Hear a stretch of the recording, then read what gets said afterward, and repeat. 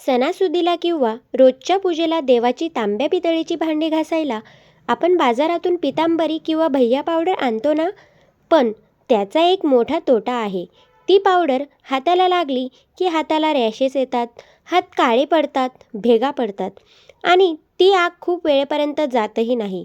म्हणून आज मी तुम्हाला एक अशी घरगुती पेस्ट करून दाखवणार आहे जी 100% केमिकल फ्री आहे. यात फक्त घरातल्या 4 वस्तू आपल्याला लागणार आहेत: गव्हाचं पीठ, हळद, मीठ आणि लिंबू. या पेस्टने तुमची तांब्याची, पितळेची आणि चांदीची भांडी पण नव्यासारखी चमकवायला लागतील. तुमचे हात पण सेफ राहतील. तर व्हिडिओ शेवटपर्यंत नक्की बघा आणि व्हिडिओ आवडला तर लाईक करायला विसरू नका आणि अशाच घरगुती टिप्ससाठी चॅनलला सबस्क्राईब जरूर करा. नमस्कार, मी माधुरी, माधुरीज किचनमध्ये तुम्हा सर्वांचे मनापासून स्वागत करते. चला लगेच सुरू करूयात. यासाठी एका वाटीत 2 चमचे गव्हाचं पीठ घेऊयात. त्यात अर्धा चमचा मीठ घालूयात आणि अर्धा चमचा हळद घालू. आता हे तिन्ही साहित्य आधी कोरडं छान मिक्स करून घेऊयात. नंतर यात 2 लिंबांचा रस पिळून घेऊयात. आता माझी चमचाची क्वांटिटी मोठी असल्यामुळे मी येथे 2 लिंबांचा रस टाकत आहे आणि लिंब अगदी पिवळे, जे अगदी आपण खाण्यायोग्य नसतील ते देखील येथे वापरू शकतो. लिंबाचा रस टाकल्यावर जर मिश्रण खूप कोरडं वाटत असेल तर अगदी थोडंसं पाणी घालू शकतात. आणि आता हे सगळं मिश्रण आपण एकजीव करूयात आणि आपल्याला घट्ट अशी ही पेस्ट तयार करून घ्यायची आहे. बघा, अशी घट्ट पेस्ट झाली पाहिजे, जास्तही पातळ नको. थोडासा इथे पाण्याचा वापर करून मग आपल्याला ही अशी पेस्ट तयार करून घ्यायची आहे. जर तुमच्याकडे लिंब असतील तर तुम्ही फक्त लिंबूनेच ही जी पावडर आहे ती पूर्णपणे भिजवून घेऊ शकतात. आता सगळ्यात आधी मी येथे एक तांब्याचा तांब्या घेतलेला आहे. बघा, या तांब्यावर तुम्हाला हे काळे डाग दिसतच असतील. आता आपण ही जी पेस्ट बनवलेली आहे ना, ती या तांब्याला पूर्णपणे लावून घेऊयात आणि आपल्याला हातानेच अशी गोल चोळत राहायची आहे. जर तुमच्याकडे स्क्रबर असेल तर तुम्ही त्याने देखील करू शकतात.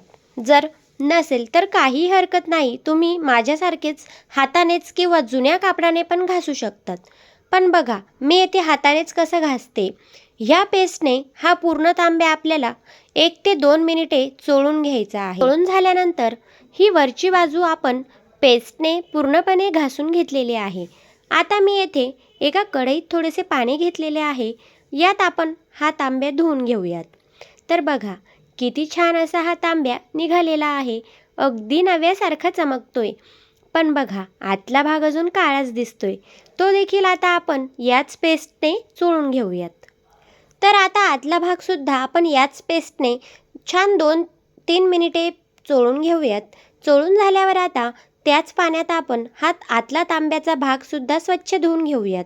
तर बघा, अगदी बाहेरून आणि आतून पण किती छान असा हा तांब्या निघालेला आहे. अगदी नव्यासारखा चमकतोय ना. आणि सगळ्यात महत्त्वाचं म्हणजे आपण कोणतीही केमिकलवाली पावडर वापरलेली नाही. फक्त या घरच्या 4 वस्तूंनीच हे भांडं आपलं छान चमकत आहे. तांब्या तर आपला छान घासून झाला. आता मी येथे देव पण घासून घेते. बघा, हे आपले देव आहेत. एक एक देव करून मी या सर्व देवांना हातानेच असं 1 ते 2 मिनिटे चोळून घेते.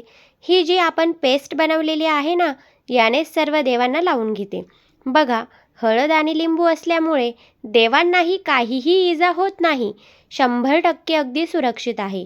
असं हळूहळू सगळे देव मी या पेस्टने चोळून घेते. बघा, अगदी आपण पितांबरी किंवा भैया पावडरने घासतो त्याचप्रमाणे याचा सर्व हा काळपटपणा निघतोय. आणि त्यानंतर येथे पाण्याने धुतल्यानंतर बघा, अगदी छान स्वच्छ आणि नव्यासारखे आपले हे जे देव आहेत ते चमकायला लागलेले आहेत. आता असे हळूहळू सगळे देव मी या पेस्टने चोळून घेते आता. तर इथे देवांसोबतच देव्हाऱ्यातील दिवेसुद्धा मी याच पेस्टने छान चोळून घेते. हे दिवे पण काळे झालेले आहेत ना. आता आपण त्यांनासुद्धा 1 ते 2 मिनिटे असे या पेस्टने चोळून घ्यायचे आहे. चोळून झाल्यावर मग आपण यांना पाण्याने स्वच्छ धुवून घेऊयात. बघा, देव असतील, तांब्या असेल किंवा दिवे असतील, ही एकच पेस्ट सगळ्यांनाही चालते. तर आता मी काय केलं, सगळे देव, दिवे सगळे या पेस्टने छान चोळून घेतले एकत्र. आणि नंतर आता आपण सर्व पाण्याने धुवून घेऊयात आणि एक एक करून हे सर्व आपण त्याच पाण्याने आधी धुवून घेऊयात आणि नंतर पुन्हा स्वच्छ पाणी घेऊन ते पुन्हा आपण छान धुवून घेऊयात. तर बघा, सगळे देव, दिवे, तांब्या सगळं आपलं हे छानपैकी असं चमकायला लागलेलं आहे. आणि सगळ्यात महत्त्वाचं म्हणजे आपल्या हाताला पण काहीही इजा पोहोचलेली नाही, कुठलाही रॅश नाही, काळेपणा नाही, कारण आपण 100% घरगुती आणि केमिकल फ्री पेस्ट वापरलेली आहे. तर मी येथे सर्व देव वगैरे सगळं धुवून घेतलेलं आहे. आता धुतल्यानंतर लगेच आपल्याला हे सुक्या कापडाने या कोरड्या फडक्याने पुसून घ्यायचं आहे, कारण ओली भांडी तशीच ठेवली तर त्यांना लगेच डाग पडतात. त्यामुळे ती आता लगेच हे सगळं देव्हाऱ्यात ठेवून घेणार आहे मी. आपण देवांना आंघोळ घातल्यानंतर जसं नेहमी पुसून ठेवतो ना, त्याच पद्धतीने आता हे सर्व जे देव आपण छान घासून घेतलेले आहेत ते देखील आता आपण इथे छान कोरड्या कापडाने पुसून घेऊयात आणि मगच येथे देव्हाऱ्यात ठेवून घेऊयात. तर बघा, मी येथे एक एक देव करून सर्व देव छान कापडाने पुसून घेतले आहेत आणि देव्हाऱ्यात ठेवून घेतले आहेत. तर बघा, मी आता तुम्हाला देव्हाऱ्यातले देवसुद्धा दाखवते.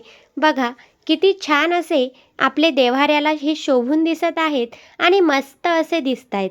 अगदी छान चमकत आहेत आणि सगळे देव अगदी नव्यासारखे दिसत आहेत. आणि बघा, आता दीप अमावस्या देखील जवळच येत आहे. त्यामुळे हा व्हिडिओ तुम्हाला नक्कीच उपयोगी ठरेल.